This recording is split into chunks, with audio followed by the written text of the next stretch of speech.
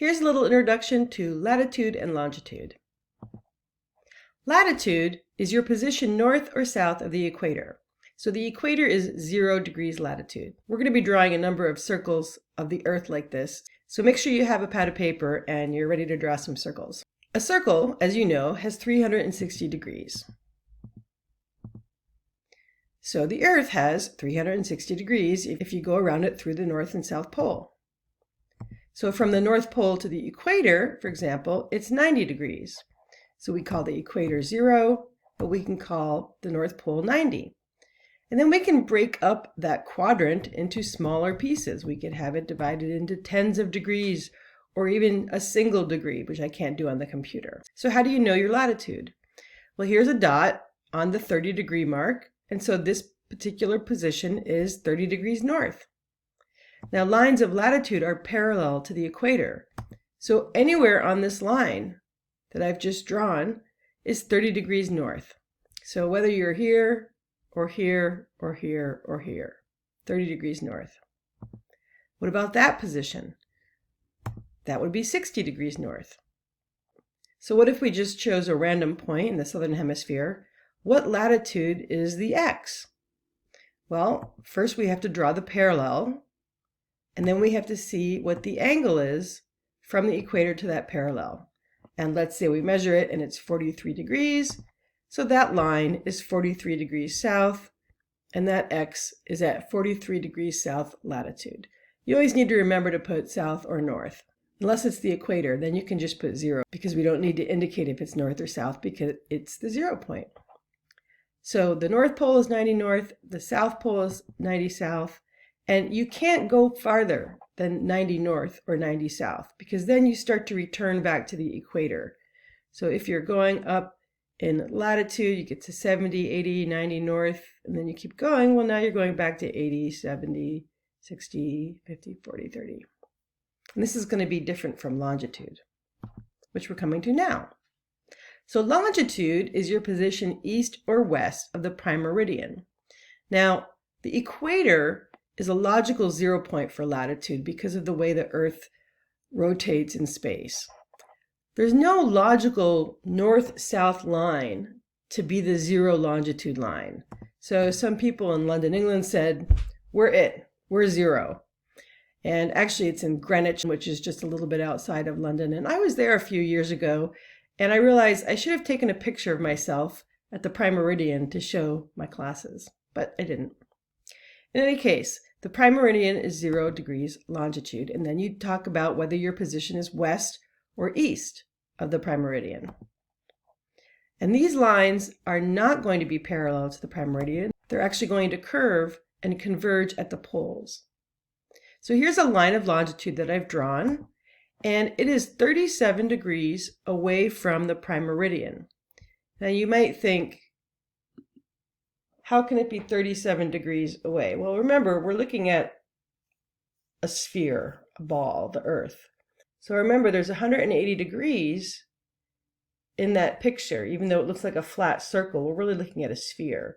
So if the prime meridian and the parallel are 37 degrees away, that's 37 degrees around the sphere. Okay, so we've determined it's 37 degrees away from the prime meridian. That entire line of longitude is 37 degrees west. So anywhere on this line, your longitude would be 37 degrees west. Here are some other lines of longitude just to emphasize how they all converge at the poles. The farthest you can go in longitude, in theory, is 359 degrees west, or 359 degrees east, right? Because 360 degrees in a circle.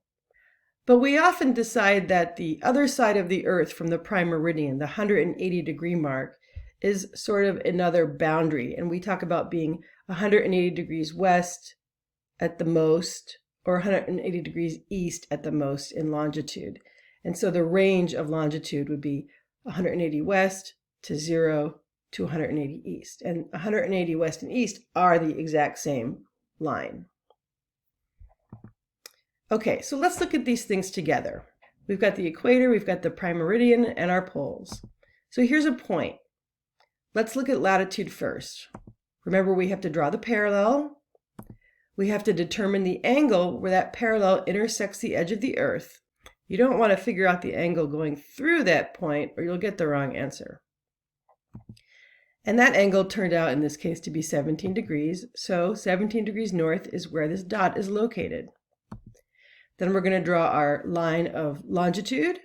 We're going to determine how far it is from the prime meridian, and in this case it's 68 degrees to the west. So that's the 68 degree west line. So this point's position is 17 degrees north, 68 degrees west.